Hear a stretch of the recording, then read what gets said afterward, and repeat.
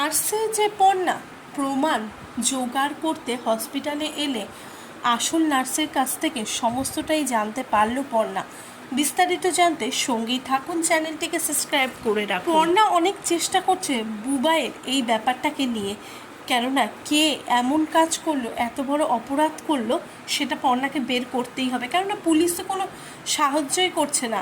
তার জন্য কিন্তু পর্ণা নিজেই নেমেছে এটা তদন্ত করার জন্য। আর দেখছে যে কোনোভাবেই কোনো সিসিটিভিও কাজ করছে না যে প্রমাণ পাওয়া যাবে।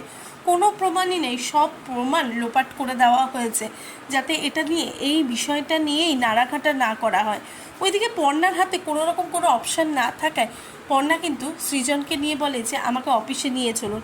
এরপরে সেখানে মিডিয়ার সামনে এই খবরটাকে এমন করে ফ্ল্যাশ করা হয়, সকলেই চমকে যায় যে ওই ছেলেটিকে কে মেরেছে, বা এই ছেলেটি অ্যাক্সিডেন্টের কারণটাই বা কীভাবে অ্যাক্সিডেন্ট হলো, সমস্তটাই কিন্তু লোককে জানানো হয় যে এমন একটা বড় দুর্ঘটনা ঘটেছে, যেটাই চেপে যাওয়া হচ্ছিল, পুলিশ ইচ্ছে করে চেপে দিচ্ছিল, সেটা আর চলছে না।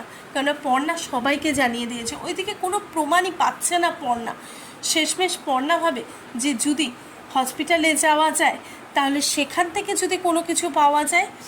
এরপরে কিন্তু পর্ণা সেই বুদ্ধিতে পর্ণা হসপিটালে নার্স সেজে যায়। এরপরে পর্ণা কোনো কিছুই, কোনো খাতাও চেক করে পায় না যে আসল ঘটনাটা কী, কারণ আসল যে কাগজটা সেটা তো পুড়িয়েই দেওয়া হয়েছে, আর আরেকটা কপি পুলিশকে দেওয়া হয়েছিল।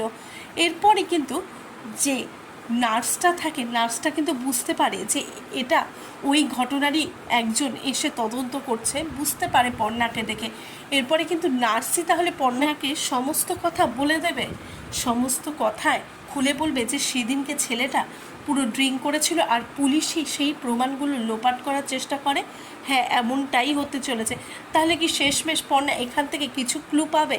আর শেষমেশ পর্ণা কি তাহলে বুবাইয়ের এই হালত যে করেছে তাকে শাস্তি দিতে পারবে? তোমাদের কি মত? প্লিজ তোমরা তোমাদের মত অবশ্যই কমেন্ট বক্সে কমেন্ট করে জানাও।